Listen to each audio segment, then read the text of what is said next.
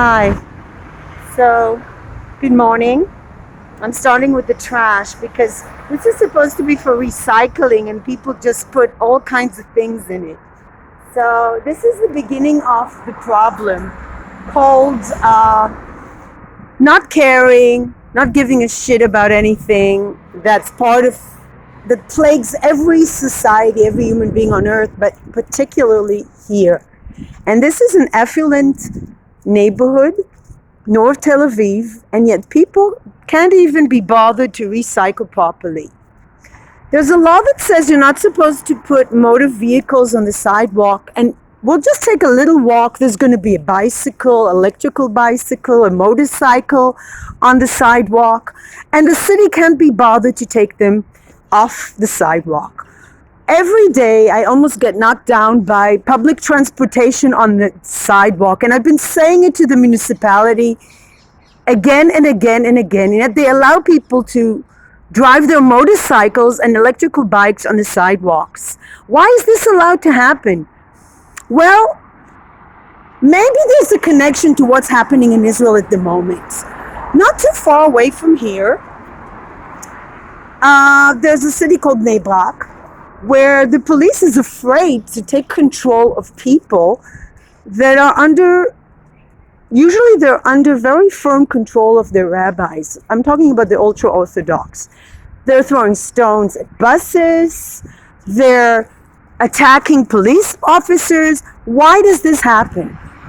Because the police is very brave when they're dealing with certain sectors of the population, Arabs, people with dark skin.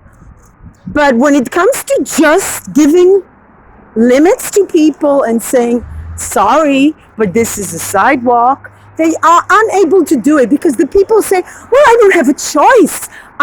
It's not safe to drive on so they take their kids and they teach their kids that it doesn't matter that other people want to walk on the sidewalk. What matters is my ego. And this is the source of all the problems in this world is ego-driven power.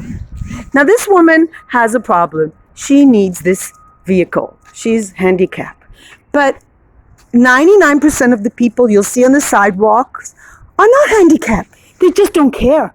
And this is why violence occurs, because people don't care about other people. The people living in Bnei Brak don't care that there's an epidemic that shuts down all the businesses and schools in the secular section. They only care about themselves. Now, what happens in the ultra-Orthodox area is that they're ruled by their rabbis, and then they have the nerve to call Israeli police officers Nazis for giving them limits when they have weddings with overcrowded weddings, when they open up the school system. They use our health system. They go to our hospitals when they have corona, and they have a lot of corona because they're in overcrowded living areas. They have a lot of children. They have like 10 kids and they live together in a crowded area. So there's more people to get corona once there's one corona patient.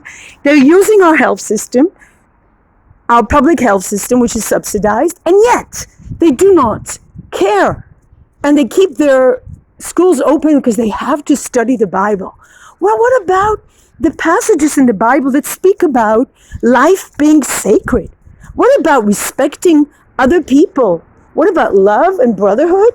I don't feel that. I don't feel that when I have to go to the army, and every person here has to go to the army, but they're exempt from army duty, and yet they can attack our police officers. It makes me so angry. I cannot even begin to say. Not just behind me, there's a synagogue where extremists from a settlement settled in. They're doing repair work in apartments, make a lot of money. The leader there he was exempt from the army because the army wouldn't take him because he's too politically extreme. And yet he teaches people in this synagogue, and they make a lot of money from doing business here with rich apartment owners. This corruption is not just Bibi Netanyahu, if at all I'm saying, but it's the corruption of people Look, here's an example. You see, she can't, oh no, it's too dangerous to go on. So why don't you just walk? Why don't you teach your child to walk on the sidewalk? No, no, we can't teach them to walk. They need to be driven. Look, this is the fashion. Now she's driving slow. She's driving slow, and of course she has a child, so we cannot, she has a child, so she has two children. So you're teaching two children to use the sidewalk as because it's okay, because you can't walk. And you know what? For people like me that are getting slowly older, who have old dogs, it's scary that there are bikes on the sidewalk. It scares me because I don't see them coming, and not all of them drive slowly like this woman. Some of them drive really fast because they don't have kids. And some of them are motorcycles. You see all the motorcycles? They drive motorcycles. So this is where it starts. The ego, thinking that only I matter, not seeing the other person. And this is completely the opposite of how I was raised. I was raised like, excuse me for living kind of mentality. I'm supposed to always think about other people. This is how we're socialized into being human beings and not beasts. Sorry to say, even beasts, even dogs need to be socialized. Not only even, they need to be socialized. If dogs are not giving limits, they too become aggressive. And this is the problem, that the ego is allowed to rule, and it's small little things. Yesterday I reported a dead pigeon. Why did the pigeon die? Because one of these bicycles knocked her down. There was no signs of attack by a cat. She didn't just drop down and have a heart attack. And this is not just one isolated incident. I've seen cats dead cats, all from these fast driving electrical bikes that shouldn't be on the sidewalks. And some people drive their bikes fast. I could understand if it's children or teenagers, but these are adults, and the worst are parents who have children on their bicycles on the sidewalks, teaching them that they can just do whatever they want, and it doesn't matter that there's an elderly